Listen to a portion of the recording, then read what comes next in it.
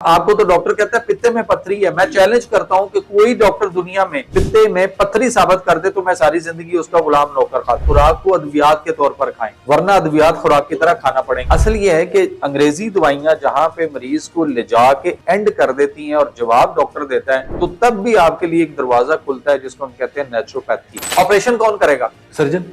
तो जितने एमबीबीएस कर रहे हैं वो क्या कर रहे हैं फिर? क्वैकरी या सर्जरी? Sort of that. मतलब सर ऐसे तो ना आप कहीं आप उधर नीम हकीम की बात आती है तो सारे उसके पीछे पड़ जाते। पेशा ऐसा है कि यहाँ पर लोगों को मसीहा कहा जाता है। कुछ ऐसे भी हैं जो मिडिल क्लास तबके का सर रीढ़ की हड्डी तोड़ के रख देते हैं। मसीहा का तो हम कहला नहीं सकते, इसलिए कि हम मसीहा वाला रोल अदा ही नहीं कर रहे। एज मौलद जब हम ये कहते हैं कि इसका कोई दुनिया में इलाज नहीं, तो हम कुरान की इस आयत की नफी कर रहे हैं। कुछ लोग कहते हैं कि दूध आप मॉर्निंग में पिए, कुछ लोग कहते हैं कि दूध को आप शाम में पिए तो बेहतर होता है। मैं आपसे ये पूछना चाहूंगा कि दूध पीने का सही वक्त क्या है? तो एक वक्त में आप एक ही गजा ले सकते हैं, आप खाना ले लें या दूध ले लें। अच्छा, दूध जो है वो आपकी छोटी बड़ी आंत में जाके हजम होना है। आजकल वो डब्बे का दूध और वो खुश्क दूध, उस पर बहुत ज्यादा डॉक्टर्स रुझान रखते हैं और बड़ी रिकमेंड करते हैं कि ये लाजमी आपको लेना चाहिए। डॉक्टर जो लिख रहा है उसके पीछे वो जो कंपनी है जो भी जिसको उसको पे कर रही है, वो गाड़ी सर दे रही है, लाखों रुपए दे रही है। पिछले साल हम 7 अरब रुपए की चाय पी गए सर। तो दूध वाली चाय जो है असल पे वो मुजरे से और इंतहाई डेंजरस है इंसान के लिए। डॉक्टर साहब,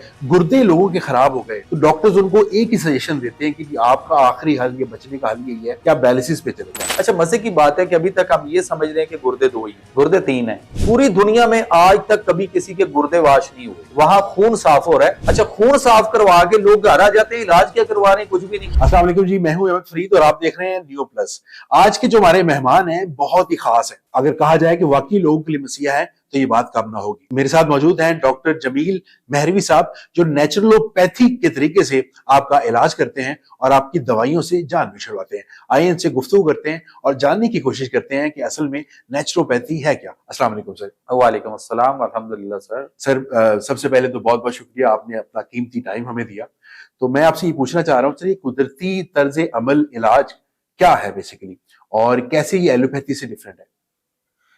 देखें, सबसे पहले तो हमें ये समझना पड़ेगा कि अल्लाह ताला ने जो कायनात का खालिक है और इंसान का तख्लीक करने वाला भी वही है जी। सबसे पहले तो हमें उस अल्लाह ताला के सिस्टम को समझना पड़ेगा जो उसने किताब दी और इंसान को बेयारो मददगार नहीं छोड़ा इस दुनिया में। बिल्कुल। बहुत सारे अंबिया, पैगंबर, रसूल, किताबें, आसमानी सहीफे आए और आखिर पे आखिरी किताब कुरान हकीम जो था वो नजूल फरमा कर अल्लाह ताला ने दीन मुकम्मल कर दिया। बिल्कुल। अच्छा, दीन का मायना जो है ना वो जिंदगी करने का तरीका है।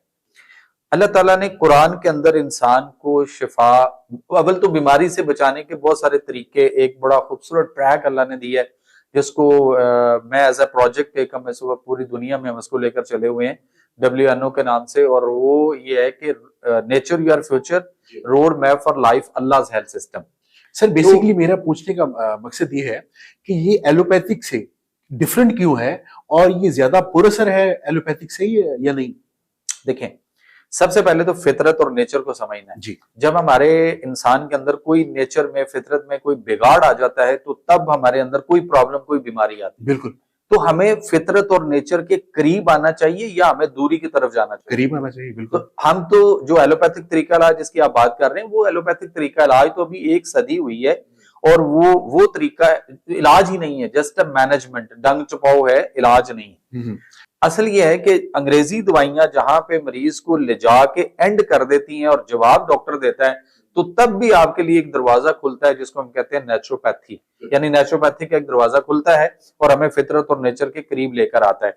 इंसान को अल्लाह ताला ने कुरान के अंदर जो है ना तिब्बे कुरानी मौजूद है, तिब्बे नबी सल्लल्लाहु अलैहि वसल्लम, प्रैक्टिकली अमली मुजाहरा आप सल्लल्लाहु ने करके दिखाया, वो मौजूद है और हम उसको छोड़कर गाफिल हुए पड़े एक ऐसे तरीका इलाज को जिसको हमें इलाज तो कहना ही नहीं चाहिए। डॉक्टर, मैं बहुत सारे डॉक्टर्स जो होते हैं, ये पेशा ऐसा है कि यहाँ पर लोगों को मसीहा कहा जाता है, मगर अगर देखा जाए अ portion of doctors, not all, कुछ ऐसे भी हैं जो मिडिल क्लास तबके का सर रीढ़ की हड्डी तोड़ के रख देते हैं, टेस्टों की सूरत में और महंगी अद्वियात की सूरत में।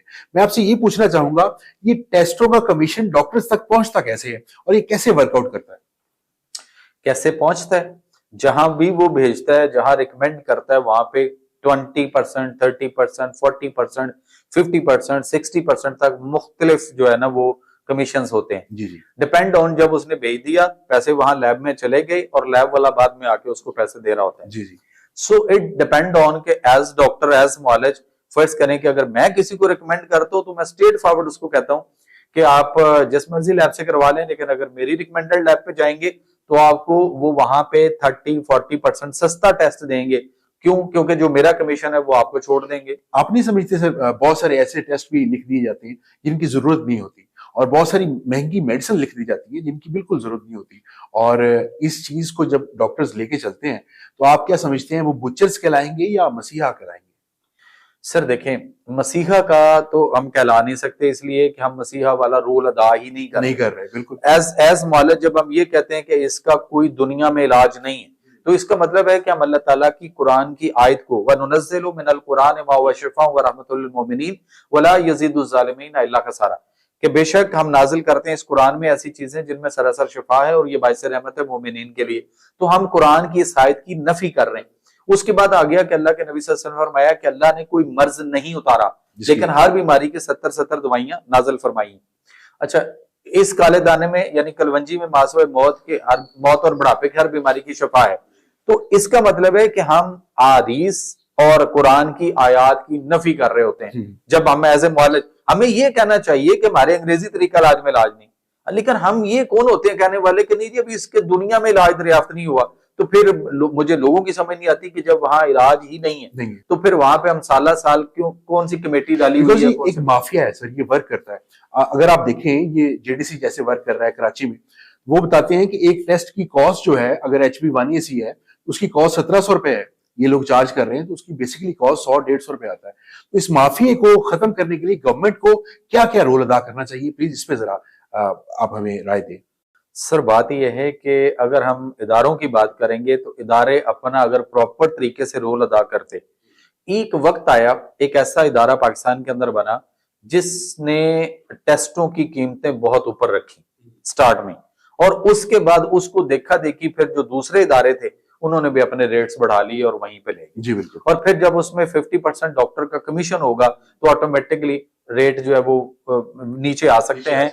दो सूरत हालात हैं कि एक तो जो है वो डॉक्टर से कमीशन खत्म कर दिया जाए, बिल्कुल उसको यकीनी बनाया जाए, और दूसरी बात यह है कि ये जो बेजा टेस्ट और खास तौर पे ये जो हमारे यहाँ सर्जरी करने का रवाज और हर बच्चा हमारा ऑपरेशन से ही पैदा होना है, तो ये मसाइल मैं बल्कि आपसे पूछने वाला था सर, आजकल तो बड़ी फनी फनी चीजें चल रही हैं कि बड़े ऑपरेशन के साथ छोटा ऑपरेशन फ्री। जब हमारे ये सर्जन्स नहीं होते थे तो तब भी तो बच्चे पैदा होते थे और बड़ी नॉर्मल डिलीवरीज होती थी, आजकल ये रुझान क्यों ज्यादा है? देखें, अगर हम अपने बच्चों को 1.5-2-2.5 करोड़ रुपए में डॉक्टर बनाएंगे तो बाहर निकल के सबसे पहला काम उसका क्या होगा कि वो एक सिजेरियन करना सीखेगा और उसके बाद धड़ाधड़ सिजेरियन करेगा। बिल्कुल। ये जो कहना है ना डॉक्टर्स का, ये हमें जो सोच मिलती है, लोग पब्लिक मुझे भी कहती है कि जनाब डॉक्टर कहते हैं कि अब वो खवातीन नहीं रही, वो खुराकें नहीं रही, वो मिजाज नहीं रहे, वो हालात नहीं रहे वगैरह वगैरह। तो ऐसा नहीं है, आज भी जानवर उसी खत्ते में रह रहे हैं और उसी इलाके में रह रहे हैं और जानवरों के बच्चे नॉर्मल पैदा हो रहे हैं। खरगोश जो फीमेल रैबिट है वो 1 महीने के बाद यानी हर चांद के चांद वो कोई 14-16-18 बच्चे कम अज कम एटलीस्ट पैदा करती है और उसके सारे के सारे नॉर्मल हो रहे हैं और हमारा एक बच्चा जो है ना वो नॉर्मल पैदा नहीं हो रहा। उसकी वजह ये जो कहा जाता है ना कि हालात बदल गए, ग़िज़ाएं बदल गई, माएँ वो नहीं रही वगैरह वगैरह, एक सिर्फ डायरेक्टिव जारी कर दिया जाए। प्रेसिडेंट ऑफ पाकिस्तान और प्राइम मिनिस्टर से मेरी बड़ी ही अदब से गुजारिश है कि आप एक काम करें और वो ये करें कि वो एक डायरेक्टिव जारी करें कि कल से जी जहां भी पूरे पाकिस्तान में गवर्नमेंट सेक्टर हो या प्राइवेट सेक्टर हो, जहां भी नॉर्मल डिलीवरी होगी उसकी फीस होगी 20,000 रुपया, और जहां भी सिजेरियन से बच्चा पैदा होगा चाहे वो गवर्नमेंट हॉस्पिटल हो या प्राइवेट सेक्टर में कहीं पैदा हो, तो जो सिजेरियन से बच्चा पैदा होगा उसकी फीस होगी 5,000। तो मुझे बताइए कल से क्या होगा? सर बड़ा चेंज आएगा सर, बहुत तो बस एक डायरेक्टिव से कल से नॉर्मल बच्चे पैदा होना शुरू हो जाएंगे, क्योंकि 20,000 और 5,000 का फर्क आपको आप तो सर जितने भी सर्जन हैं उनकी रोजी रोटी पे आप लात मार रहे हैं, मगर बहुत अच्छा आइडिया, मैं स्टैंड करूंगा इसके साथ और बिल्कुल इस पे गवर्नमेंट को सोचना भी चाहिए। तो सर आजकल आपने देखा होगा दूध एक ऐसी मुकम्मल ग़िज़ा है जो अल्लाह ताला ने हमें अता की है। दूध का कुछ लोग कहते हैं कि दूध आप मॉर्निंग में पिए, कुछ लोग कहते हैं कि दूध को आप शाम में पिए तो बेहतर होता है। मैं आपसे ये पूछना चाहूंगा कि दूध पीने का सही वक्त क्या है? देखें, दूध के बारे में आपने खुद ही, ये हदीस है आप सल्लल्लाहु अलैहि वसल्लम की कि दूध एक मुकम्मल ग़िज़ा, और इस दूध में से जो निकलता है देसी घी, वो बतौर दवाई शिफा। अब जो दूध है वो एक मुकम्मल ग़िज़ा है, तो एक वक्त में आप एक ही ग़िज़ा ले सकते हैं, आप खाना ले लें या दूध ले लें। अच्छा, दूध जो है वो आपकी छोटी बड़ी आंत में जाके हजम होना है, और जो खुराक हम खा रहे होते हैं वो हमारी मैदे में 3 घंटे, फिर 4 घंटे छोटी आंत, 5 घंटे बड़ी आंत, और 12 घंटे के बाद वो डाइजेस्ट होके सारा पूरा सारा कुछ, और वो मेटाबोलाइज होके आपके खून में शामिल होती है। तो जब आप खुराक खा रहे होते हैं तो उसके साथ दूध नहीं पीना, और जब आप दूध पी रहे होते हैं तो फिर आपने, इसका मतलब है कि एक मुकम्मल खुराक ले ली है। जब आपने दूध ले लिया तो फिर हमारे यहाँ ये कॉन्सेप्ट किधर से आ गया कि फिर रोटी भी खानी है, सालन भी लेना है, और भी बहुत कुछ लेना है। और दूसरी बात कि जब आप दूध ले रहे हो तो उसके साथ आप दूध के अंदर मिल्क शेक नहीं बनाएं, खाली फल खाएं, और दूध जो है उसको अलग से नीम गर्म। जैसे जैसे हम टेक्नोलॉजिकल बेहतरी की तरफ जा रहे हैं, हम अपनी कुदरती चीजों में सर खुद ही मिलावट कर रहे हैं। आजकल वो डब्बे का दूध और वो खुश्क दूध, प्रोसेस्ड मिल्क जो है, उस पर बहुत ज्यादा डॉक्टर्स रुझान रखते हैं और बड़े रिकमेंड करते हैं कि ये लाजमी आपको लेना चाहिए। इवन दो एक शुगर और डायबिटीज के लिए भी एक दूध यूज होता है। अच्छा, मुझे ये बता दीजिए, जो ग्वाला है, जो दूध दोने वाला है, जिसने गाय भैंस बकरियां रखी हुई हैं और वो दूध बेचता है, मुझे ये बताइए कि वो डॉक्टर को जाके कुछ देता है? नहीं। तो जो कंपनियां हैं, जो दूध नहीं है, दूध जैसा है, इट्स टी वाइटनर है, सारे के सारे केमिकल हैं और जहर है इंसान के लिए, और वो हमारी हड्डियों तक को खोखला कर रहा है, हमारी औसत एवरेज जो लाइफ थी उसको कम कर रहा है, कम हो रहा है, और हम उसको नहीं समझ रहे, और हम समझ रहे हैं कि वो हमें डॉक्टर ने लिखा है। डॉक्टर जो लिख रहा है उसके पीछे वो जो कंपनी है, जो भी जिसको उसको पे कर रही है, वो गाड़ी सर दे रही है, लाखों रुपए दे रही है, तो सारी बात हॉस्पिटल्स भी बना के दे रहे हैं सर बड़ा कुछ बना के दिएंगे। अगर हम उस ट्रैक पे जाएं तो बहुत कुछ मिलेगा, लेकिन अगर हम उस ट्रैक पे नहीं होंगे तो रिजल्ट फिर भी अल्लाह दे रहा है, वो आपको मिलेगा मिलेगा। बिल्कुल। तो इस पे ये हम इतना कह सकते हैं कि जितने हमारे सुनने वाले डॉक्टर्स हैं, आप लोग बहुत अच्छा काम कर रहे होते हैं। ज्यादातर बहुत अच्छे डॉक्टर्स हैं, मगर कुछ चंद जो पोर्शन है ना, उसको उनको भी सोचना चाहिए जरा। असर हमारे यहाँ ये एक बड़ी बात आम है कि यार कहाँ जा रहे हो यार, चाय पीने जा रहे हैं, यार कहाँ से आ रहे हो यार, चाय पी के आ रहे हैं। और नाराज भी लोग हो जाते हैं कि यार उन्होंने मुझे चाय नहीं पूछी। तो पिछले साल हम 7 अरब रुपए की चाय पी गए सर। तो इसके बारे में आप क्या कहेंगे? ये जो हमारी अब खुराक, ये अब हमारी नेसेसिटी बन गई है, इसके बारे में आप? सर देखें, दो सीधी सी बातें हैं और आराम से समझ आने वाली हैं। चाय की पत्ती जो होती है, इसके अंदर जो है ना वो फ्लेवोनाइड एक केमिकल होता है, और जो दूध है, दूध के अंदर कैसीन नाम का एक प्रोटीन होता है। जब कैसीन नाम का एक प्रोटीन होता है दूध के अंदर कुदरती तौर पे, और जो चाय की पत्ती है उसके अंदर फ्लेवोनाइड एक केमिकल होता है जो उसके अंदर बाय नेचुरली पाया जाता है। दोनों को आप एक साथ इकट्ठा करेंगे तो दोनों का रिएक्ट क्या होगा, वो एक पॉइजन बन जाता है। और हम चाय जो पीते हैं, हम पॉइजन ले रहे हैं, और अरबों रुपया, जैसे आपने बताया 7-8 अरब रुपए की चाय सिर्फ पाकिस्तानी जो है ना वो 2024 में पी गए। बिल्कुल। लेकिन उससे कितनी बीमारियां, कितने मसाइल हो रहे हुए हैं, ये चाय छोड़कर आप देखें, जो कि दूध एक मुकम्मल ग़िज़ा है, उसमें पत्ती नहीं। अगर किसी को चाय पीनी है तो वो अरबों की तरह से, जैसे अरब का कल्चर ये है, अरब के किसी भी खत्ते में आप चले जाएं, वहां पे आपको जो है ना वो सुलेमानी टी उसको कहते हैं, वो कहवा जिसको कहते हैं ना, वो चाय की पत्ती का कहवा बना के पीते हैं। इवन दो कि आप केपीके में चले जाएं, हमारे इधर इस वाले वो चाय की पत्ती का कहवा बना के, अफगानिस्तान वाली साइड जी ऐसा ही है। तो दूध वाली चाय जो है असल पे वो मुजरे से और इंतहाई डेंजरस है इंसान के लिए। जिसको किसी ने बीमारियों में जाना है तो उसको चाय पे लगा दो। लेकिन हमारे यहाँ रवाज ये है कि फर्ज करें कि मैं अगर, या आप किसी को, हम दोस्तों को बुलाकर अगर हम तितर बटेर, हिरन, मुर्गाबी के गोश्त वगैरह भी खिला दें, और आते हुए हमने उनको कोल्ड ड्रिंक नहीं पूछी और जाते हुए चाय नहीं पूछी, तो दरमियान में तितर बटेर, हिरन, मुर्गाबी आपके लिए वो किसी नकारा चीज हो जाएंगी कि हमें वो नहीं पूछा गया। सो दोनों चीजें जो है वो नुकसानदेह है। अगर आपने किडनी फेलियर लेना है किसी का, तो आप उसको कोल्ड ड्रिंक्स पे लगा दें, कोई भी कोल्ड ड्रिंक्स हो, सॉफ्ट ड्रिंक्स हो, एनर्जी ड्रिंक्स हो, सारे के सारे जो है ना वो सेम जो 4% मतलब एक गिलास आप ले लें टॉयलेट क्लीनर, कोई भी टॉयलेट क्लीनर ले लें एक गिलास, और सेम गिलास आप जो दूसरा है वो ले लें आप कोई भी कोल्ड ड्रिंक ले लें, दोनों को आप लेबोरेटरी में भेज दें और उसे इसका पीएच वैल्यू टेस्ट करके बता दें, तो सेम 4%। तो would you like a cold drink? तो कोई आपसे पूछे तो आपको कहना चाहिए इससे बेहतर है मुझे, मतलब आप मुझे क्या टॉयलेट क्लीनर पिलाना चाह रहे हैं?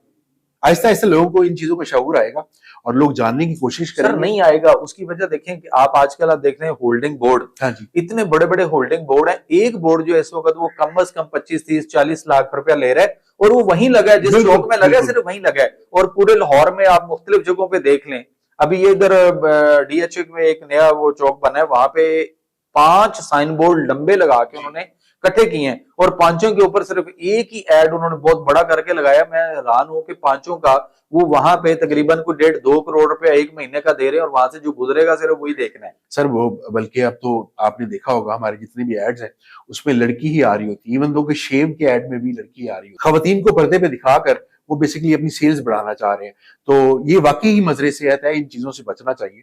डॉक्टर साहब, गुर्दे लोगों के खराब हो गए, जिन लोगों ने अपने आप पे ये जुल्म कर लिया, उनके गुर्दे खराब हो गए हैं, तो डॉक्टर्स उनको एक ही सजेशन देते हैं कि जी आपका आखिरी हल, ये बचने का हल यही है कि आप डायलिसिस पे चले जाएं। तो क्या वाकई ही डायलिसिस ही उनका हल है या कुदरत ने कोई ऐसा इलाज उनके लिए रखा है? देखिए, पहली बात तो ये है कि इंसान के गुर्दे खराब नहीं हो सकते। इंसान इसी दुनिया में 900-950 साल, 1000 साल, 500 साल, 400 साल, 150-200 साल तक तो हमने भी देखा है जिया है, जिंदा रहा है और उनके गुर्दे खराब नहीं हुए। अच्छा, मजे की बात है कि अभी तक हम ये समझ रहे हैं कि गुर्दे 2 ही हैं, गुर्दे 3 हैं। हमने 2 ही सुने हैं सर। अच्छा, ये 2 गुर्दे जो हैं, अगर हम तीसरे गुर्दे का ख्याल कर रहे होते तो हमारे ये 2 गुर्दे जो है ना, ये जो प्रॉपरली काम कर रहे हैं, ये प्रॉपर काम करते रहते, ये खराब कभी ना होते। एक तो हम वही बात कि हम दूध के डब्बों पे चले गए, डब्बों के जूस पे चले गए, कोल्ड ड्रिंक्स पे चले गए और सारे केमिकल, और फिर उसके बाद इससे ज्यादा अंधाधुंध जो काम है ना, वो हमारी अंग्रेजी अद्वियात कर रही है, जो हम अंधाधुंध धड़ाधड़ खाई जा रहे हैं। एक दिन में हमने 10-15 दवाइयां एक टाइम में सुबह उठ के खानी है, फिर दोपहर को खानी है, शाम को भी खानी है। कब तक खानी है भाई? वो सारी जिंदगी खानी है जी। किसने कहा है? डॉक्टर ने कहा है। तो बस हम उसमें लगे। जो पैराडोल है बेसिकली, ब्रूफीन और पैराडोल, वो तो अब हर घर की जरूरत बन गई है, करियाना स्टोर से ही मिल जाती है। सर पैनाडोल को बैन हुए पाकिस्तान में 7 साल हो गए, मगर सर मिल रही है हर जगह पे। तो मिलेगी। जब डॉक्टर को बुखार उतारना नहीं आएगा तो क्या करेगा? उसको पैनाडोल से उतारना आता है। बिल्कुल ऐसे। अच्छा, दूसरी बात, वो जो गुर्दों की आप कर रहे थे, डायलिसिस का मतलब है, बेसिकली लफ्ज है हेमोडायलिसिस जी। हेमोडायलिसिस का मतलब है कि इंसान के खून को साफ करने का एक मशीन बनाई गई जी। अच्छा, ये बनी क्यों थी? ये मशीन इसलिए बनाई गई प्लाज्मा के लिए ना। जब ट्रांसप्लांट किडनी की बात होना शुरू हुई थी तो उन्होंने उस वक्त 8-10 महीने, 1 साल लग जाता था डोनर ढूंढने के लिए, क्रॉस मैचिंग और बहुत सारी चीजों के लिए। उतनी देर तक कुछ पेशेंट सीरियस होकर डेथ हो जाती थी या बहुत ज्यादा कोमा और सेमी कोमा में चले जाते थे, क्रिटिकल प्रॉब्लम ज्यादा बढ़ जाती थी उससे ज्यादा। इसलिए उन्होंने कहा कि यार अगर इनके खून को साफ कर लिया जाए या कर लिया जाता तो ये ट्रांसप्लांट तक पहुंच जाते और मामला जो था ना वो रुक जाता। अच्छा, उसके लिए उन्होंने एक मशीन बनाई, लेकिन वो मशीन बाद में बिजनेस बन गई और बिजनेस इस तरह से बन गई कि अब आप जाकर पूरी दुनिया में आज तक कभी किसी के गुर्दे वाश नहीं हुए, लेकिन हम ये समझ रहे हैं कि गुर्दे वाश हो रहे हैं, वहां खून साफ हो रहा है। अच्छा, खून साफ करवा के लोग घर आ जाते हैं, इलाज क्या करवा रहे हैं? कुछ भी नहीं। तो फिर मरीज ने कहां जाना है? तो ये डायलिसिस क्या करवानी चाहिए या इसका कोई कुदरती डायलिसिस? देखें, डायलिसिस जो होता है ये जान बचाने के लिए तो किसी हद तक जरूरी हो सकता है, मतलब ब्लड को आप साफ कर सकते हो, साफ किया, लेकिन अपने गुर्दों का इलाज करें।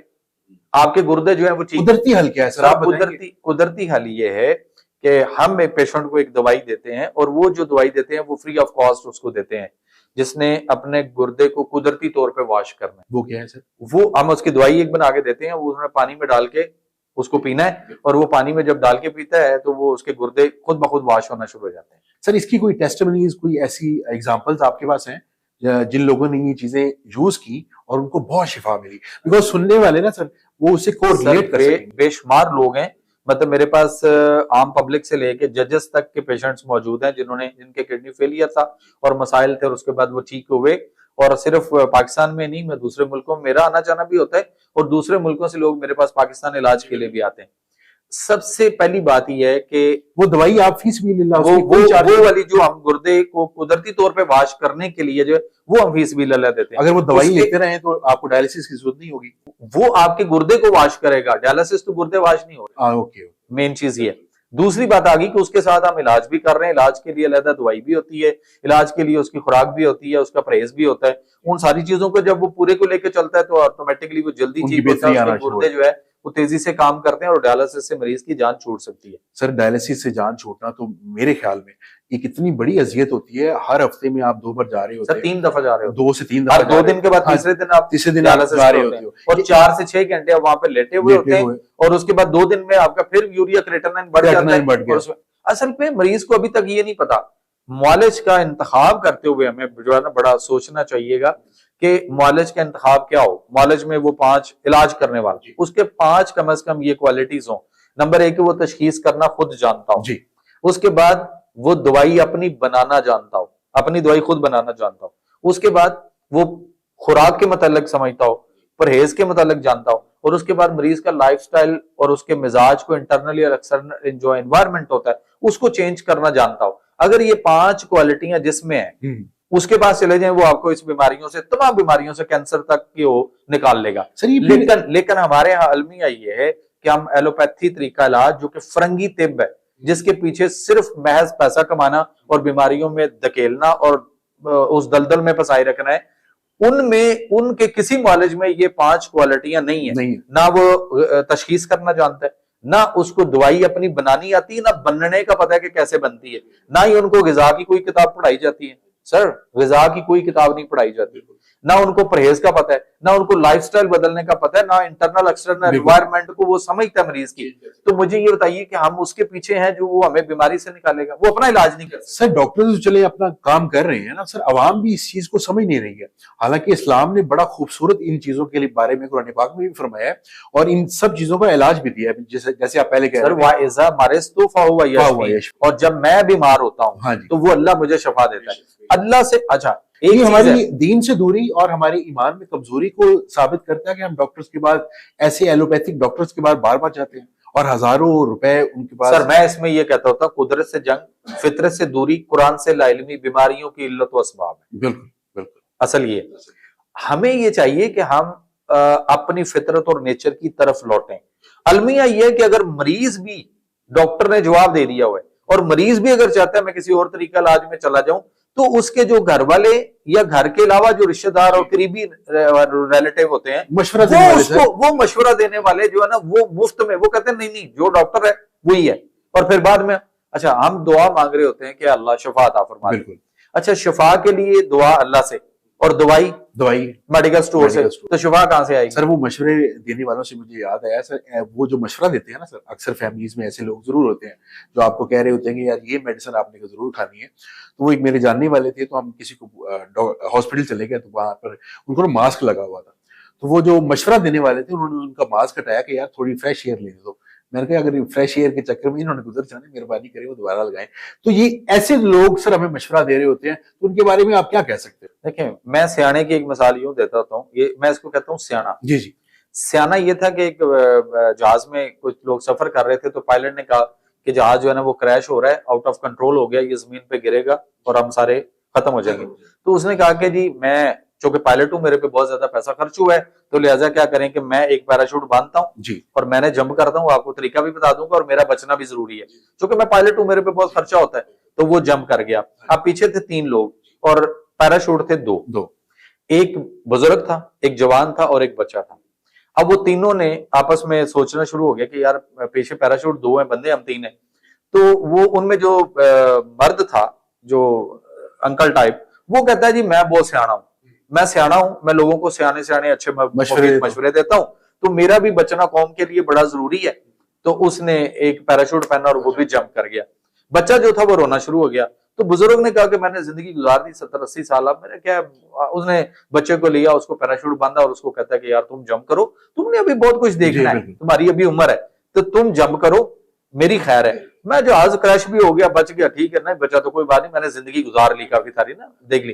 तो मुख्तसर ये कि उसने, वो बच्चा फिर रोई जा रहा है, तो बाबा उसको कहता है कि बेटा अब क्यों रो रहे हो, मैंने तो अपना पैराशूट भी तुम्हें दे दिया, मेरे पास तो नहीं बचा जी। कहता है नहीं बाबा जी वो पैराशूट पड़ा है, तुम भी बांधो तो तुम भी बच जाओगे। तो उसने कहा फिर तुम क्यों रो रहे हो? कहता है मैं इसलिए रो रहा हूँ, वो जो सियाना था वो मेरा स्कूल बैग पहन के जंप कर गया। बिल्कुल। तो मैं सियाने को यूं कहता होता हूँ कि हर घर में हर मरीज के साथ, मेरे पास जो पेशेंट आता है सियाना, हर मरीज के साथ एक सियाना होता है। सर मुझे ये बताएंगे सर, आजकल लड़कियों में तो रिवाज था गोरी रंगत का, अब सर लड़के भी वो इंजेक्शंस की तरफ जा रहे हैं और वो गोरी रंगत के लिए तो वो 2 कर रहे हैं। तो आप उनके बारे में कोई इसके इस्लामिक पॉइंट ऑफ व्यू से कोई दीनी नुस्खा है जिसको यूटिलाइज करके लोगों की रंगत हमेशा के लिए सफेद हो जाए? देखें, सबसे पहले तो हमें कुरान की बात को समझना पड़ेगा। कुरान में अल्लाह फरमाते हैं, सूरह कहफ है, उसमें अल्लाह फरमाते हैं अज़ का तामन, उम्दा और तरोताजा खाओ। बिल्कुल। फिर सूरह बकरा की आयत नंबर 259 है कि फंजुर इला तामिका व शराबिका लम यतसन्ना, क्या इंसान अपनी खुराक खाने और पीने वाली चीजों पे गौर करो, ये कतन गला सड़ा तो नहीं। फिर कुरान में सूरह रहमान में अल्लाह फरमाते हैं 11 और 12 नंबर आयत में वल हब्बु जुल अस्फ़ वर रेहान फबैयल अरबिकमत फसबान, वल हब्बु का मैंने और भूसे वाला अनाज। ठीक है, इन बातों को गौर में ज़हन में रखना है। फिर इसी तरह से सूरह मरियम की आयत नंबर 61 में अल्लाह फरमाते हैं कि जन्नती जन्नत में कोई बेहुदा यानी बात नहीं सुनेंगे, अमन और सलामती के साथ रहेंगे और उन्हें वहां उनका रिज़्क मतवातर सुबह शाम मिलता रहेगा। बोकरा व आशिया का लफ्ज यूज हुआ है, सुबह शाम। तो हमें सुबह शाम लेना है, हमें उम्दा और तरोताजा खाना है, हमें गला सड़ा खाना और इन चीजों से बचना है अकॉर्डिंग टू कुरान। तो हम बीमारी इंसान के साय को नहीं छू सकती सर, अगर हम करें तो सही। मैं सर ये चाह रहा हूं, लेकिन इसके लिए करना क्या होगा?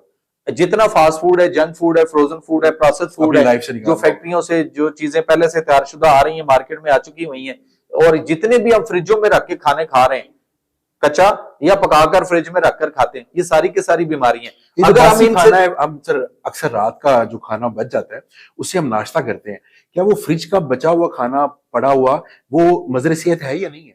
सर मुजरे सेहत अल्लाह ने जिसने कायनात आपको बनाया वो फरमा रहा है कि उम्दा और तरोताजा खाओ। तो हमारी माएं या वो जो उससे पहले माएं थी, वो आप देख लीजिए वो क्या करती थी, रात को आटा ताजा गूंदा, ताजा पकाया, खत्म, सुबह उठ के ताजा आटा गूंदा जाता था, ताजा आटी। तो फ्रिज में रख देते सर, जो आप फ्रिज में रखेंगे, चावलों पे दही डालकर खाना मुजरे सेहत है। फ्रिज के अंदर चावल रखकर निकाल कर गर्म करने, फिर ठंडे करने, फिर गर्म करने, बार बार, ये गलत है। फ्रिज में से दूध निकाल के ठंडा पीना मुजरे सेहत है। चावलों पे सर अगर दही डाल के नहीं खाए तो फिर क्या खाएं? ये कहां लिखा है कि चावलों पर दही डाल? सर वो ये तो अब रुझान है ना इस चीज का। रुझान तो बहुत कुछ है। बिल्कुल। रुझान तो फिर पूरी दुनिया में लोग बहुत ज्यादा शराब नोशी भी करते हैं, तो फिर हमें उनको तो नहीं देखना। हमें ये देखना है कि चावलों पर दही डालकर तिब्बे नबवी की रोशनी में इंतहाई मुजरे से था, इसलिए कि चावलों का मिजाज और दही का मिजाज और उसके ऊपर डाल के उसको खाना गलत है। इसी तरह से दही के साथ मूली, खीरा, टमाटर, प्याज, बंद गोभी, तो सैलेड ये, लेकिन हम तो उसके अंदर काट के सैलेड बनाते हैं, रायता बनाते हैं, सब्जियों वाला या कह लें सैलेड वाला रायता, और फिर उस रायता मुजरे सेहत, फिर उसको चावलों के ऊपर डालकर मुजरे सेहत कर लेते हैं, तो फिर बीमारियां नहीं आएंगी तो क्या होगा? स्ट्रॉबेरी का मिल्क शेक लोग पीते हैं, बड़े शौक से पीते हैं। स्ट्रॉबेरी खट्टी होती है, दूध फट चुका होता है, लेकिन चूंकि दूध ठंडा, स्ट्रॉबेरी ठंडी या बीच में बर्फ डाली होती है, हमें पता ही नहीं होता। हम वो गटागट ठंडा खराब दूध, फुटा हुआ दूध जो है वो रोजाना पॉइजन की शक्ल में पी रहे हैं, तो जो कि हमें नहीं लेना चाहिए। अच्छा डॉक्टर साहब, हमारी सोसाइटी में बहुत सारे लोग डिप्रेशन का शिकार होते हैं, और खुसूसन जो हमारे घरों में, फैमिलीज में जो औरतें होती हैं, वो इसका बहुत ज्यादा शिकार होती हैं। तो एलोपैथी तो आज तक इस हद तक नहीं पहुंची कि उसको क्योर कर सके, मगर आप कोई कुदरती अमल ऐसा बताएंगे कि जिसको यूटिलाइज करके हम उस डिप्रेशन से बच सकते हैं? सबसे पहले तो ये देखना होगा कि डिप्रेशन हो क्यों रहा है। इस वक्त जितने भी है ना हमारे यहाँ जो पेशेंट्स हैं जिनको डिप्रेशन है, एंजाइटी है, टेंशन है, स्ट्रेस है, गुस्सा है, चिड़चिड़ापन है, रोना धोना, परेशान होना, अजीब तरह की सोचें, वहम तोहमात, ख्यालात, डर, खौफ, घबराहट, घुटन, दिल की धड़कन कम ज्यादा, इसके अलावा जिन भूत जादू टूना साया, ये बेसिकली सारे के सारे जो है ना, ये एक बीमारी है एच पैलोरी, हेलिकोबैक्टर पैलोरी, ये सारे के सारे उसका शिकार है। हेलिकोबैक्टर पैलोरी ये होता है कि आपके मैदे के अंदर अल्सर जख्म हुआ और उसके बाद उसमें ताफुन पैदा हुआ और उसमें पीपस रेशा टाइप पैदा हुआ और उसमें कीड़े पैदा हो गए।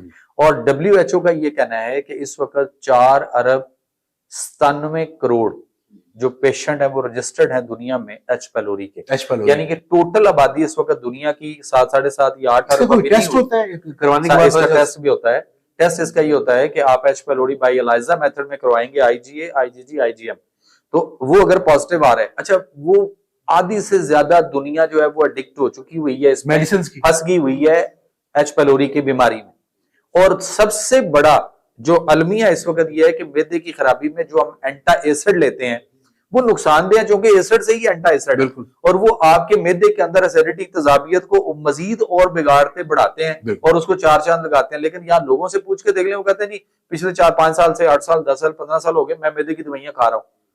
भाई ये दवाइयां आपके लिए नुकसानदेह हैं, आप एच पाइलोरी तक पहुंच चुके हुए हैं, आगे राइजिक आपके मेदे के राइजिक कैंसर टैबलेट तक पहुंच चुके होंगे। सर, राइजिक टैबलेट जो है ये बहुत ज्यादा यूटिलाइज की जाती है, और वो भी सुबह सुबह निहार में। तो क्या ये भी मैदे पे? सर एंटा एसिड है ना, जितनी भी मैदे की दवाइयां वो एंटा एसिड है। एसिड से ही प्रोड्यूस्ड है, बिल्कुल एसिड। तो वो नुकसानदेह है मैदे के लिए, जो कि मैदे में तजाबियत एसिडिटी हुई तो उसकी वजह से आपके मैदे में ये मसले पैदा हुए। मैं जो समझ रहा हूँ आपकी बात से कि जो डिप्रेशन के मरीज हैं वो एच पाइलोरी का टेस्ट करवाएं और उसको ट्रीट करें तो उनका डिप्रेशन ठीक हो जाएगा। सर जितने मेंटल हॉस्पिटल में, जितने साइकोट्रिस्ट के पास है, जितने साइकोलॉजिस्ट के पास हैं, और जितने ये जिन भूत जादू टूना हमलों के पास, बाबों के पास है, इन सारों के टेस्ट करवा लिए जाए और उसके बाद इनके एच पाइलोरी का तिब्बे नबवी की रोशनी में इलाज किया जाए, ये सारे के सारे ठीक हो सकते हैं, मेंटल डिसऑर्डर खत्म हो सकता है। क्योंकि ड्यू टू जो ये हमारा डाइजेस्टिव डिसऑर्डर है, इसकी वजह से हमारा मेंटल डिसऑर्डर हो चुका हो। सर ओसीडी जिसे कहते हैं, ऑब्सेसिव कंपल्सिव डिसऑर्डर, जिसमें एक इंसान बार बार हाथों को धोता है और बार बार नहाता है, क्या उसका भी हल इससे क्या उसका भी इलाज है इसमें? सर बात पता क्या है, अल्लाह ताला के पास मुझे बता दीजिए कि कौन सी ऐसी मर्ज है जिसको अल्लाह ठीक ना करे। अल्लाह तो फिर तो अल्लाह ताला की जो साइंस है, जिसमें जिन चीजों में अल्लाह ने शिफा रखी है, जब तक हम उन चीजों की तरफ नहीं आएंगे, बिल्कुल नेचर के देखिए ना, साथ लाहौर से सियालकोट जाना है और अगर सियालकोट वाली बस या कोई गाड़ी नहीं मिल रही तो बाकी पूरे पाकिस्तान को गाड़ियां मिल रही, तो उन सारों में सफर करते रहेंगे तो सियालकोट तो नहीं आएगा। और अगर मैं आपको कराची वाली गाड़ी में टिकट लेके मैं बैठा देता हूँ फ्री में, हाँ जी, और उसके बाद आप कराची पहुंचेंगे, आपको सियालकोट नहीं आने वाला, बल्कि सियालकोट आपकी कमर के पीछे, आप और दूर हो। तो यही फितरत और नेचर के खिलाफ हम अंग्रेजी तरीका इलाज में कर रहे हैं। मरीज अक्सर आगे कहते हैं वो जी इसलिए भी करते हैं कि हमें मुफ्त में मिल रहा था। हुकूमत को ये चाहिए जो इस वक्त है, जैसे इंडिया में हुआ, वहां पे एक अलग मिनिस्ट्री बनी और तमाम तरीका इलाज जो थे अंग्रेजी के अलावा, उन्होंने वो सारे एक अम्ब्रेला के नीचे इकट्ठे करके उन्होंने अलग एक मिनिस्ट्री बना दी। और वहां पे आप अंदाजा करेंगे कि 1500 बेड के हॉस्पिटल है नेचुरोपैथी के, और पाकिस्तान में एक भी नहीं है अभी तक। पाकिस्तान में नेचुरोपैथी का लफ्ज मैं सिर्फ यूज कर रहा हूँ, बाकी पूरी दुनिया में आपको नेचुरोपैथी का लफ्ज मिलेगा। तो सर अगर फी सबीलिल्लाह जो हमारे देखने वाले सामईन सुनने वाले, उनके लिए कोई आप डिप्रेशन से निकलने का एक मुफीद मशवरा और कोई ग़िज़ा ऐसी बताएं जिनसे उनकी हेल्प हो सके? देखें, उनको ये चाहिए कि वो तो एक तो ये है कि वो अदरक, जीरा और पुदीना 3 चीजों का कहवा बनाकर पीना शुरू कर दें 3-4 टाइम दिन में, ठीक हो गया। इसके अलावा वो कद्दू, जो हमारे यहाँ देसी कद्दू है, जो आप सल्लल्लाहु अलैहि वसल्लम की बड़ी मरगूब ग़िज़ा रही है, आप एक कद्दू लें छोटे साइज का, छोटे से मुराद जैसे हमारे यहाँ एप्पल होता है, सेब या किन्नू, इस साइज के छोटे कद्दू भी मार्केट में मिल जाते हैं। आप एक कद्दू लें, उसको अच्छी तरह धो के साफ करके उसको मोटा मोटा काट के आप उसको 1 गिलास दूध में डाल के, जूसर में डाल के आप उसको शेक कर दें। कद्दू का मिल्क शेक बहुत अच्छा है। अगर दूध में नहीं डालना तो आप 1 गिलास पानी में डाल के तो आप उसको शेक करके तो उसको बना लें, और उसके अंदर आप या शहद डाल लें, और अगर शहद नहीं है तो फिर 7 दाने काली मिर्च लेकर उसको पीस के वो उसके अंदर डाल के तो उसके साथ आप उसको पीना शुरू कर दें। इससे अच्छी हेल्दी ड्रिंक और कोई नहीं। और ये हेल्प करेगी इसमें, ओसीडी वगैरह में, सारी चीजों में करेगी। आप किसी भी मरीज को किसी भी बीमारी में कद्दू का शेक या कद्दू का जूस पिलाकर उसको 15-20 दिन उस पर देखें, आपको अंदाजा हो जाएगा। बिल्कुल सर। सर हमारे यहाँ ये समझा जाता है, बल्कि पहले भी आपने ये बात की कि हमारे यहाँ जी फ्रिज ले लिया हमने, तो अब सारी चीजें जो है ना वो तरोताजा रहेंगी, और बहुत ज्यादा इस चीज पे जोर भी दिया जाता है कि यार कि अगर आप फ्रिज में से चीज निकाल के खाओगे तो वो फ्रेश होगी। तो इसके बारे में सर आप हमारी ऑडियंस को क्या बताना चाहेंगे? थोड़ा सा उनको एजुकेट करेंगे, उन्हें बताएंगे कि ये चीजें कितनी ज्यादा अनहेल्दी हैं। देखिए सर, दीवार पे नमी आए, दीवार पे नमी हो तो क्या उसका प्लस्तर नहीं जड़ता, रंग खराब होता है, पेंट कलर टेक्सचर जो भी है वो उखड़ता है।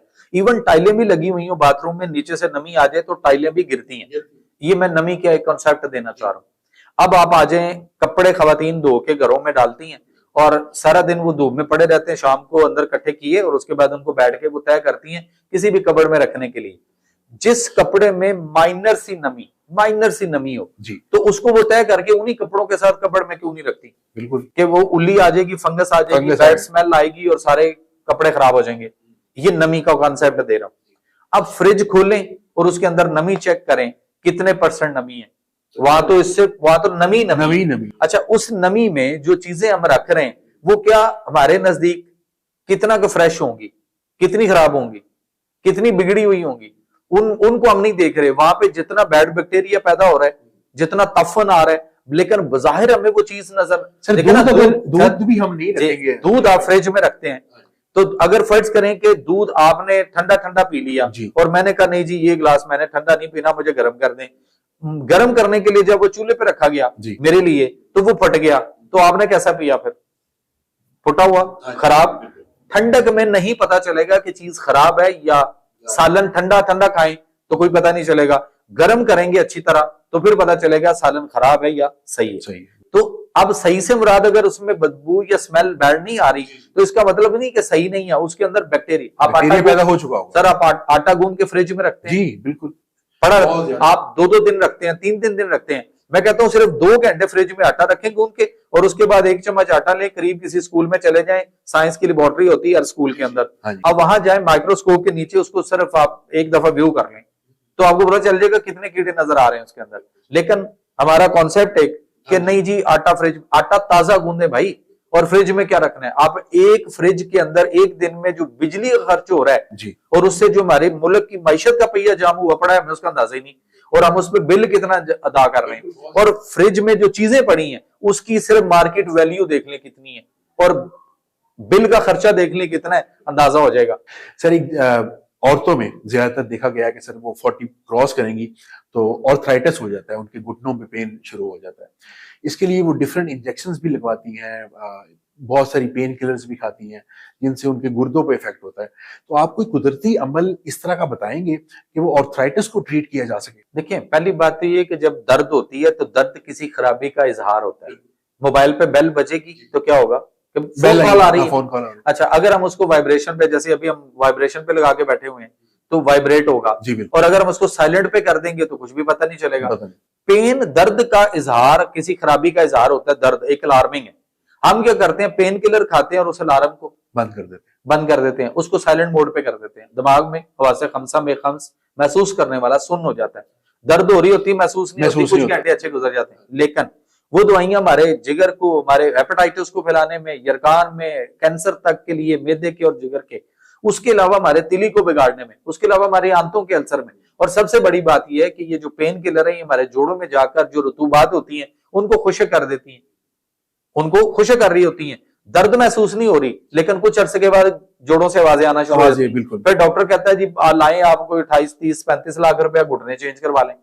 तो हमें नहीं उसकी तरफ नहीं जाना, हमें फितरत और नेचर के मुताबिक उसका इलाज करना है। नेचुरली कौन सा इलाज? हाँ, आप अदरक लें, जीरा लें, अदरक, जीरा, पुदीना, दालचीनी और कलवंजी, 5 चीजों का कावा बनाकर ठीक हो गया, ये सुबह दोपहर शाम लिया जाए तो जिनको डॉक्टरों ने घुटने नी रिप्लेसमेंट की बात भी कर दी हुई है ना, वो भी इंप्रूव करना शुरू हो जाए। लेकिन उसके लिए चावल छोड़ना है, उसके लिए बड़ा गोश्त छोड़ना है, उसके लिए बादी और ठंडी चीजें छोड़नी है। लेकिन मुसीबत ये है कि गिजा का माहिर पाकिस्तान के अंदर चंद गिनती के लोग होंगे जो गिजा को, असल गिजा को समझते हैं कुरान के उसके मुताबिक। आपको न्यूट्रिशनिस्ट मिल जाएंगे जो गोरे की थ्योरी को जानते, जो कहते हैं कम कैलोरीज करो। कम कैलोरीज कौन सी? वो कहता है ब्रायलर ले लो। जी बिल्कुल। ब्रायलर क्या करेगा? जो आपके लिए मतलब बेशुमार बीमारियों का खुद मजमूआ है, वो आपको क्या करेगा? सर ब्रॉयलर तो अब ज्यादा देखा गया है कि डायबिटीज करने में ब्रॉयलर का बहुत ज्यादा हाथ है। सर तो ये डायबिटीज के पेशेंट जो हैं उनके बारे में कोई आप मुफीद मशवरा देना चाहें? सर दालचीनी का पाउडर बनाएं, आधा चम्मच सुबह, आधा चम्मच शाम को, रात को अदरक, जीरा, पुदीना के कावा के साथ उसको लेना शुरू कर। सर वो जो इंसुलिन लगा रहे हैं तो वो इंसुलिन तो उनकी जिंदगी का हिस्सा बन चुकी है। ये किसने कहा कि वो जिंदगी का हिस्सा है? वही है सर। अभी यहाँ पर ये जाना जाता है, यही सोचा जाता है कि अगर आप इंसुलिन पे है ना तो आपकी जिंदगी बच गई, अगर आप गोली ले रहे हैं तो आप तबाह हो रहे हैं। ये अमूमन मिथ है हमारे यहाँ लोगों में, आम रवायत है। मिथ भी तो किसी ने डाली। जी बिल्कुल। सबसे पहले तो ये देखना पड़ेगा कि जो हमारे यहाँ लेवल था शुगर का, असल लेवल का, वो क्या था? 120 आई गेस। सर आप तो फिर वो उसका शिकार है ना, जो जिन्होंने ये बात फैलानी। एक्चुअल ये था कि जब आपकी शुगर लेवल आपका 200 तक है तो आप नॉर्मल है। नॉर्मल, अच्छा। 200 से 250 के दरमियान है तो आपको सिर्फ लाइफस्टाइल बदलना है, दवाई नहीं खानी। 250 से 300 के दरमियान जाए, जब जाए तो उस वक्त उस दिन आपको कोई एक दवाई लेनी है कंट्रोल करने के लिए, अगर आपने वही लेनी है। लेकिन किसी ने उस लेवल को नीचे ले आए, नंबर नीचे कम ले आए, उसको 180 पे ले आए, 120 पे ले आया, वो उसको भी 90 पे लाने के चक्कर में। तो उससे क्या हुआ? एक रात के इस फैसले से क्या हुआ? अगले दिन करोड़ों तादाद मरीजों की बढ़ गई। तो दवाइयां बिकी या नहीं? बिल्कुल। पाकिस्तान में 5.5 करोड़ मरीज हैं शुगर के, डायबिटिक पेशेंट है, रजिस्टर्ड पेशेंट है। अब 5.5 करोड़ मरीजों के साथ पाकिस्तान जो है वो कंपनियों की मंडी बना हुआ है या इलाज का मंडी बना, तो वो तो अपनी दवाइयां बेच रहे हैं। तो आप ये कह रहे हैं कि इंसुलिन नहीं लगानी चाहिए बिकॉज इसकी जो मैन्युफैक्चरिंग है उसके बारे में आपने सर देखें, आप गूगल पे जाके वहां पे लिखें कि सोर्स ऑफ इंसुलिन, तो आपके साथ गूगल आपको जवाब देगा कि पोर्क या पिग, पिग सुअर, पोर्क भी उसी को कहते हैं सुअर को। तो जो सुअर का पैंक्रियाज लबलब है उसमें से जो इंसुलिन उसके लिए निकल रही है, वहां से वो उसको व्यास्पी करके निकाल रहा है और इंसानों को इंजेक्शन में भर के लगाने के लिए दे रहा है। हलाल और हराम की तमीज भी खत्म हो गई। सर हलाल और हराम की तमीज तो जिंदगी बचाने के लिए मेरा नहीं ख्याल, अगर आप जिंदगी आप बच सकती है तो आप इसको यूटिलाइज। एक हदीस है, एक हदीस जो मुझे मिली है वो ये है कि आप किसी ऐसी जगह पे हो कि आपकी कोई सुनने वाला ना हो, आपकी कोई मदद करने वाला ना हो, आपके पास हलाल ज़राए मुयस्सर ना हो, बिल्कुल ठीक है, और आप पे बार बार गशी के दौरे आए और आप बार बार बेहोश हो जाएं, फिर पता नहीं कितनी देर बाद होश आए, फिर उसके बाद ऐसा हो और आपको फील हो कि निजा की कैफियत शायद तारी होगी और मैं मर ना जाऊं, मौत ना आ जाए, तो फिर आपके इर्द गिर्द अगर कोई हराम ज़राए मौजूद है तो आप उसको सिर्फ इतनी कलील मिकदार में लो कि आपकी निजा की कैफियत बदले।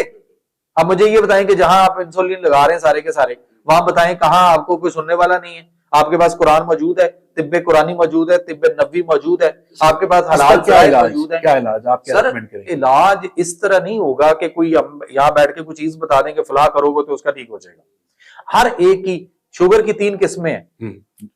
आप कहेंगे जी आप फिर वही चले गए गोरे की थ्योरी पे कि टाइप 1 एंड टाइप 2। अब मैं सवाल करता हूं, टाइप 1 वाला अलग है, टाइप 2 वाला अलग है जी, लेकिन आगे चल के ये दोनों को जब एक ही चीज दोनों को डॉक्टर शुरू करवा देता है, यानी एक इंसुलिन डिपेंडेंट है और एक नॉन इंसुलिन डिपेंडेंट है, लेकिन कुछ अरसा के बाद यानी एक गोलियों पे लगा और उसको बाद में इंसुलिन भी लगाना शुरू कर दी गई, और एक शुरू से इंसुलिन पे लगाया गया और आगे चल के उसको गोलियां भी शुरू करवा दी गई, तो फिर दोनों चीजें शुरू हो गई, तो फिर दोनों टाइप्स उसमें इकट्ठी हो गई? नहीं, ऑब्वियसली नहीं। तो फिर ये क्या हो रहा है? ये टाइप 1 टाइप 2 सिर्फ हमारे पास और कोई इलाज डायबिटीज होगी सर, किसने का इलाज नहीं है? हम उस इलाज की आप बताइए, अंग्रेजी तरीका इलाज छोड़ के आपको डायबिटिक है तो कितने आप दूसरे तरीका इलाज को कितने को फोकस किया? मौसर जो मिल रहा है हमें, जो चीज अपनी जिंदगी बचाने के लिए हमें लगता है कि बेहतर है हम तो उस तरफ जाएंगे। जिंदगी बची सर, जिंदगी का स्पैन तो टांगे कटी, 2.5 लाख पाकिस्तानियों के गैंग्रीन हो रहा है और 2 लाख के टांगे कट रही हैं, उनके पांव कट रहे हैं, तो बताइए क्या कौन सी जिंदगी बची? तो आप क्या रिकमेंड करेंगे? कोई सर इंसुलिन रेजिस्टेंस हो रही है। आप इंसुलिन रेजिस्टेंस ये है कि जब आप दवाई लेते हैं तो वो आपके खून में से, छुपन छुपाई का एक खेल है, लुकन मीटी हम कभी खेलते थे, ये लुकन मीटी हो रही है और हम उसको समझ नहीं रहे। हो क्या रहा है? आपने गोली खा ली, आपने इंसुलिन टीका लगाया, आपने पहले टेस्ट किया यूं 180 आया ना सर, आपकी 400 फर्ज करें, उसके बाद आपने दवाई खा ली या टीका लगा लिया, 4 घंटे बाद दोबारा टेस्ट किया खून में, कितनी 150, कितनी कम हुई 250, आप 250 पे खुश हैं, मुतमिन है जी, 250 कहां गई? खून में से कम हुई, कहां गई?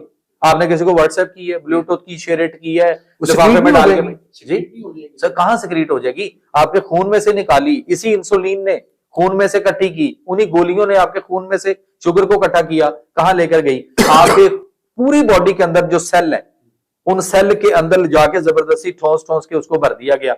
वो सेल अगर आपके पांव के हैं तो पांव कट रहे हैं, गैंग्रीन हो रहा है, टांगे कट रही हैं। अगर वो आपके आंखों के कॉर्निया के बैक वाले सेल हैं तो अंधापन आ रहा है। अगर वो आपके गुर्दों के हैं तो गुर्दे फेल हो रहे हैं। अगर आपके वो जिगर के हैं तो जिगर का मसला बन रहा है। अगर वो आपके पट्ठों के हैं तो पट्ठे आपके अज़वाजी जिंदगी तक आपकी जो है वो दाव पे लग गई। कोई उतना ही मुफीद मशवरा आप नेचुरली को बता सकेंगे हमें?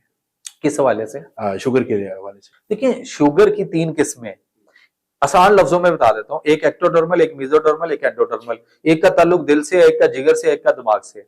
और आसान लफ्जों में अगर पब्लिक को समझना होगा तो एक मरीज आपको मार्केट में, लोगों में, पब्लिक में आपको एक पेशेंट वो मिलेगा जिसके सिर्फ पेशाब में शुगर आ रही है, एक वो मिलेगा जिसके सिर्फ खून में आ रही है, एक वो मिलेगा जिसके खून और पेशाब दोनों में आ रही है। तो ये 3 टाइप्स ऑफ डायबिटिक पेशेंट जो पेशेंट है दुनिया में। अब इनमें सही जो प्योर डायबिटिक पेशेंट है वो कौन सा है? वो है जिसके सिर्फ पेशाब में आ रही है, जिसके सिर्फ पेशाब में आ रही है, दोनों में आ रही है। अगर पेशाब में भी आ रही है, खून में वो भी शुगर का मरीज नहीं, और जिसके सिर्फ खून में आ रही है वो भी शुगर का मरीज नहीं। वो रेक्ट है किसी चीज का जो उसकी बॉडी पे हो रहा है और उसकी वजह से उसका वो लेवल बढ़ रहा है, लेकिन वो शुगर पेशेंट नहीं है। शुगर पेशेंट कौन सा है? जिसके सिर्फ यूरिन में आ रही है, सिर्फ यूरिन में आ रही है। अच्छा, ये आपको कितने मिलेंगे? अगर आप 1000 पेशेंट इकट्ठा कर लें तो बड़ी मुश्किल से 5 लोग उसमें से मिलेंगे, बड़ी मुश्किल से 100 में 1 मिल जाए, बड़ी बात होगी, जो आपको जिसके सिर्फ पेशाब में आ रही होगी, मतलब उसके कभी खून में नहीं आई, उसके खून और पेशाब दोनों में कभी नहीं आई, सिर्फ पेशाब में आई, वो असल शुगर का पेशेंट है। नहीं सर, शुगर के पेशेंट जो अब इसी तरह से जो बाकी हैं सर, उनका वेट लॉस भी हो रहा है सर, सारा कुछ होगा। वो तो सारा कुछ होता है, हालात तो सबके बिगड़ते हैं, वो बात है, मसाइल है, वो मसाइल है। लेकिन अब इलाज की बात जो आप कर रहे हैं, तो वो तो जब मरीज किसी मुआलिज के पास जाएगा तो वो उसको देखेगा उसकी किस्म कौन सी है, उसके रिलेटेड उसके मसाइल क्या क्या पैदा हो चुके हैं, उसके मुताबिक उसने उसको दवाई बना के देनी। अगर खून में आ रही है तो उसका क्या हाल है सर? हल उसका इलाज है, और इलाज मुआलिज के पास जाके होना है। हम यहाँ बैठकर कोई भी ऐसी चीज नहीं कह सकते कि वो फलां चीज करेगा तो उसकी घर बैठे ठीक हो जाएगी। कुदरती तौर पे कुछ ऐसी चीजें हैं सर, कुदरती मुआलिज वाले के पास जाना पड़ेगा ना, वो देखेगा। फर्ज करें कि उसको वो एक शुगर वाला आया, उसकी शुगर है, खून में है कि पेशाब में है कि दोनों में है, फिर उसके साथ किसी को ब्लड प्रेशर है, किसी को नहीं है, किसी का हाई होता है, किसी का लो होता है, किसी का मैदे का मसला है, किसी का जिगर का मसला है, तो सारी चीजों को वो पूरी बॉडी को लेकर वो चलेगा। मोबाइल घर बैठे ठीक हो सकता है? नहीं सर, नहीं हो सकता, लेके जाना पड़ेगा। तो सर ऐसे ही है, मरीज को भी मुआलिज, उस मुआलिज का इंतखाब करें जो नेचुरोपैथिक तरीका इलाज को समझता हो और उसके मरीज को करीब लाना जानता हो। भी ये जड़ी बूटियों में भी तो माहिर हो ना। अब ऐसा नहीं है कि मतलब वो कोई कह दे कि जी मैं शुगर फाते हो गया हूं, और कोई कहता है जी मैंने ये किया तो वो हो गया, और हम देखा देखी दूसरा। सर हमारे मुल्क में सर वो नीम हकीम और जान का खतरा वाला बड़ी सर, उससे ज्यादा खतरनाक जो है वो आपके डॉक्टर्स हैं।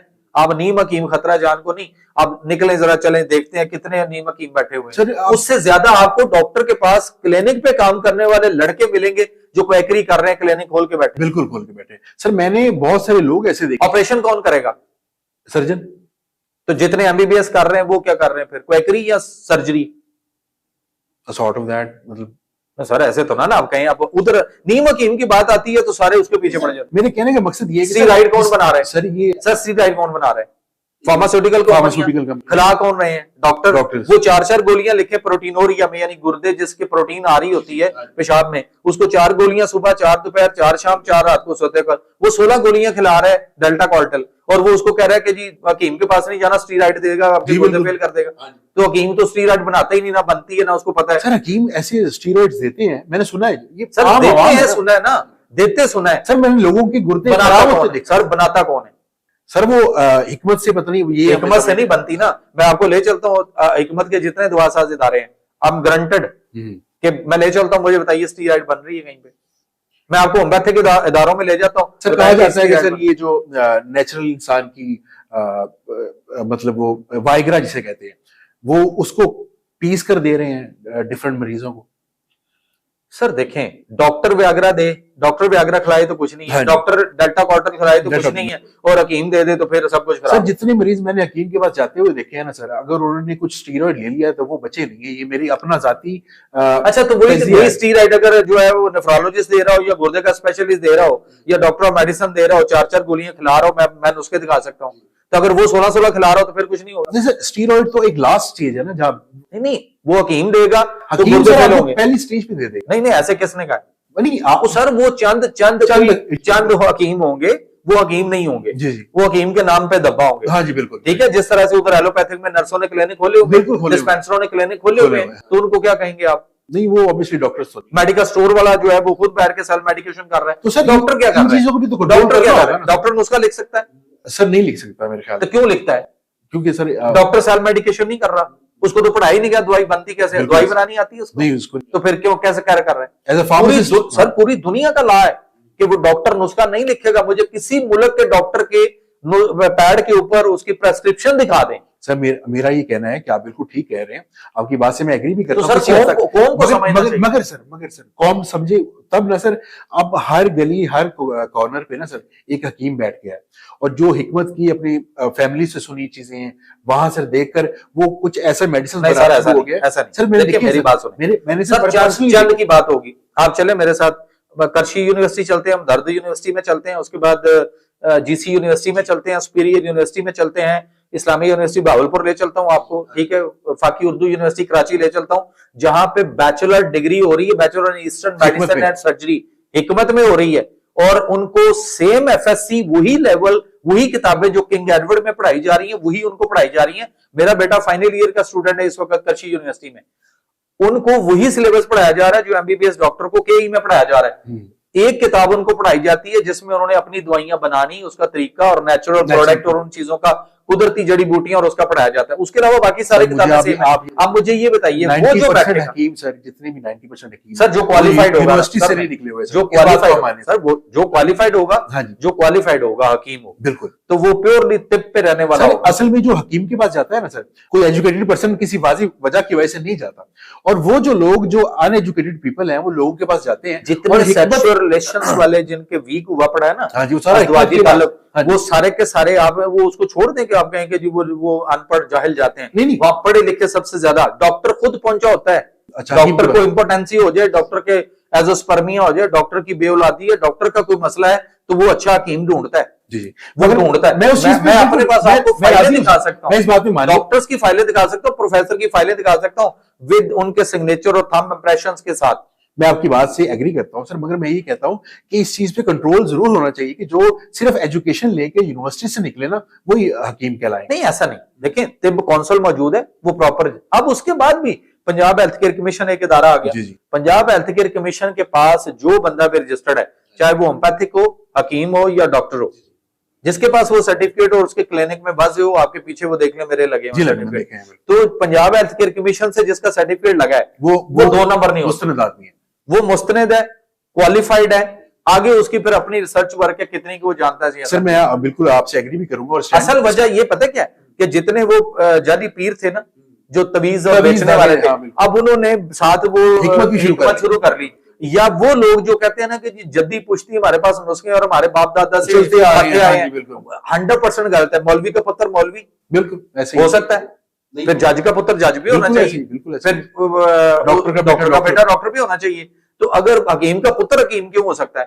क्वालिफाइड कराओ ना, उसको बनाओ, उसको बिल्कुल उसको लेके जाओ, एजुकेशन से निकालें। जी बिल्कुल, फिर होगा। सर मैं ये समझता हूँ, मैंने ये बहुत ज्यादा देखा है कि सर ये गुर्दे में जो पथरी होती है उसका एलोपैथी में इलाज ही कोई नहीं है। उसका अगर इलाज है तो वो हिकमत में है सर।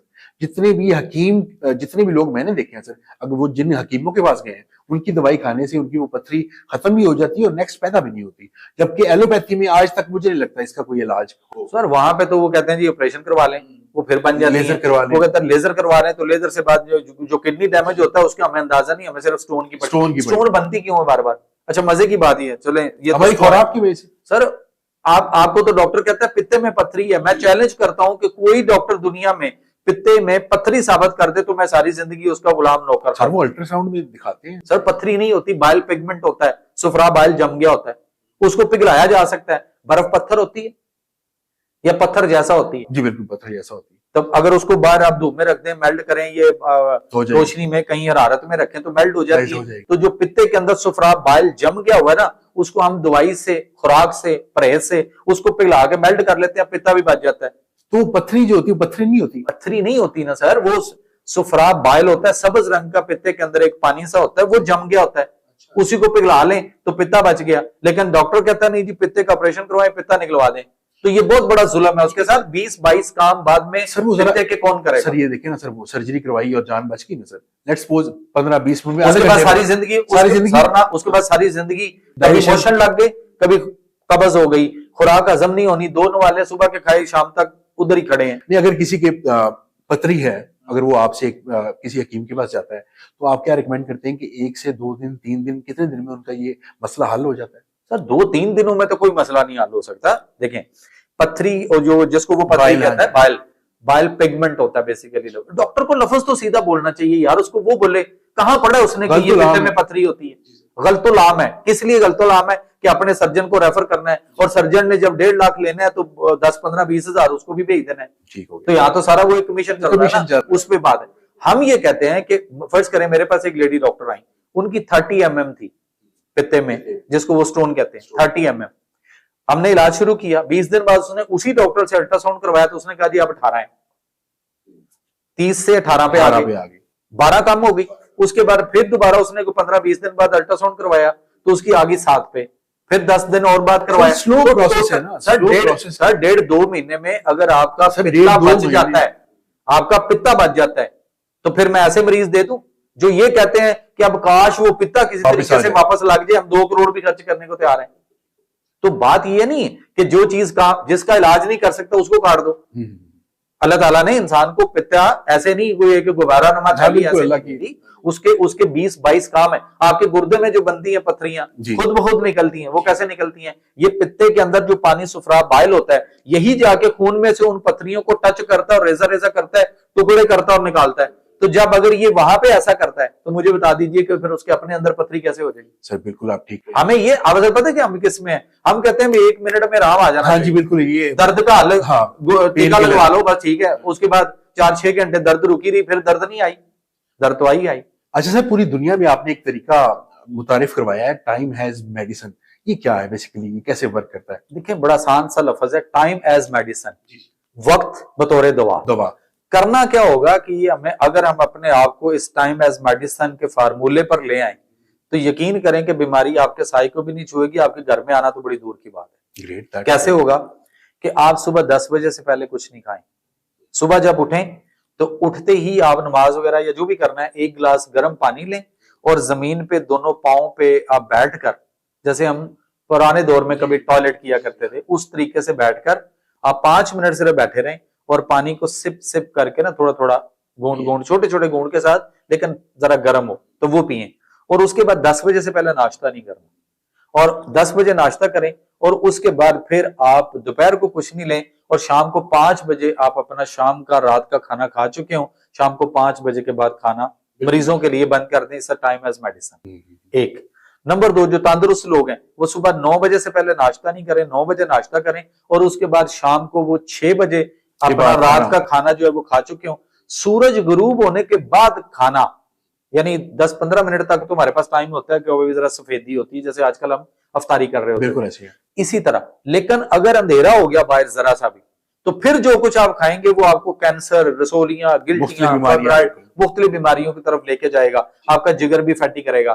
तो टाइम एज मेडिसिन ये है कि आप इसको इस टाइम के दरमियान में मैनेज करें, दोपहर को कुछ ना लें, 2 टाइम खाना खाएं और सादा सीधी सीधी जिंदगी को आसान कर लें तो बीमारियों से। सर एक लास्ट क्वेश्चन आपसे पूछूंगा सर, वो हकीमों से जितने भी हिकमत रखते हैं उनके साथ को रिलेट किया जाता है सर, मर्दाना कमजोरी का कोई हल है हिकमत में?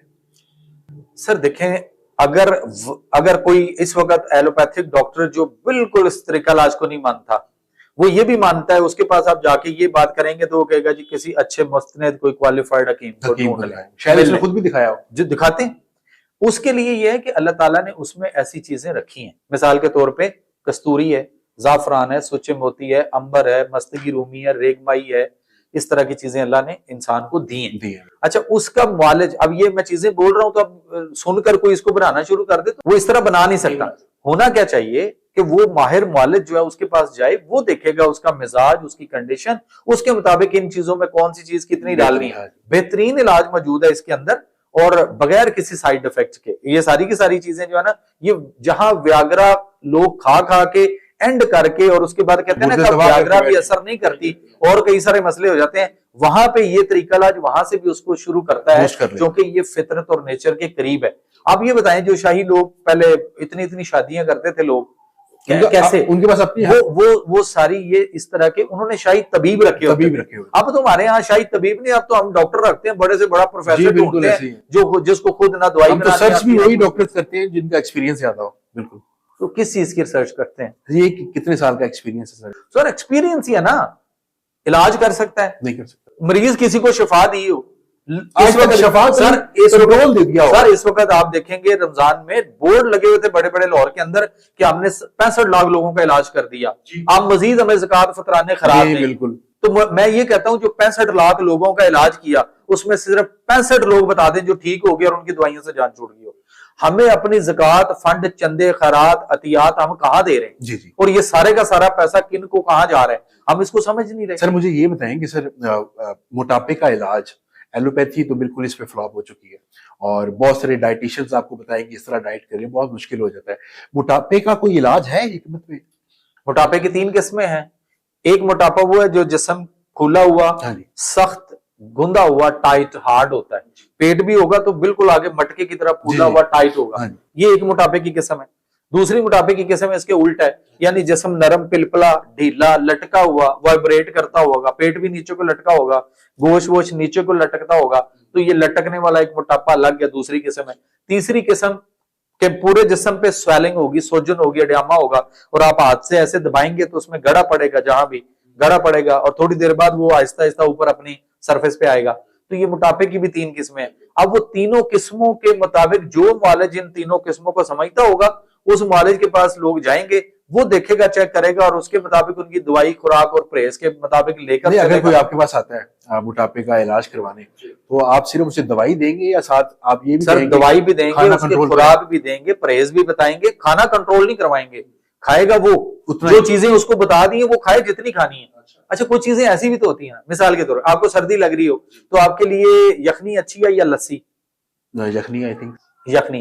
तो अब यखनी जितनी मर्जी पिए फिर आपके लिए फायदा ही करेगी, और लस्सी आप थोड़ी सी पी लेंगे आप तो नुकसान करेगी।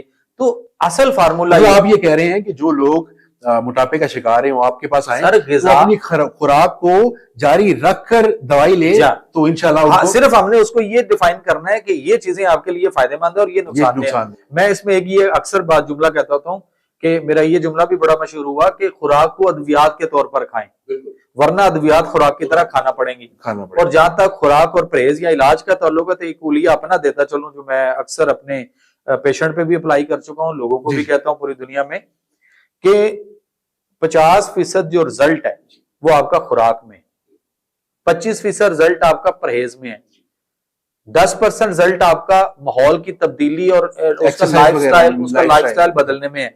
तो ये टोटल कितना होगा? 50, 25 और 10, 85। पीछे कितना बचा? 15। तो just only 15% results in medicine side.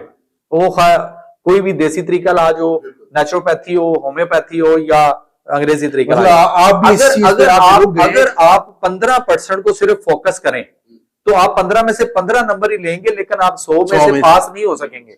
मालिज उसका इंतखाब करें जो ये 15% भी फितरत और नेचर वाला इलाज करना जानता हो, और उसके बाद 85% के ऊपर जिसपे पूरी जिसकी दस्तरस ग्रिप हो, यानी 50% ग़िज़ा से इलाज बतौर दवाई इलाज, और उसके बाद 25% रिजल्ट परहेज से, और उसके बाद 10% का लिविंग स्टाइल से, और 15% ग़िज़ा से, नेचुरोपैथी से। तो फिर आप जाएंगे 100% पे। तो अगर आपके 70-80 नंबर भी आपने ले लिए तो आप पास हो गए और आपकी बीमारियों से जान छूट सकती है। Sir thank you so very much. Time कैसे गुजरा हमें पता ही नहीं चला। तो मैं अपने जितनी भी सामईन हैं उनसे ये चीज रिक्वेस्ट भी करना चाहूंगा कि आप भी प्लीज इस चीज को अपनाएं और एक बार ट्राई तो करें, इंशाल्लाह शफा खुदा देने वाला है। तो सर बहुत बहुत शुक्रिया आपके टाइम का। जी बहुत शुक्रिया। Thank you so very much sir, बहुत शुक्रिया।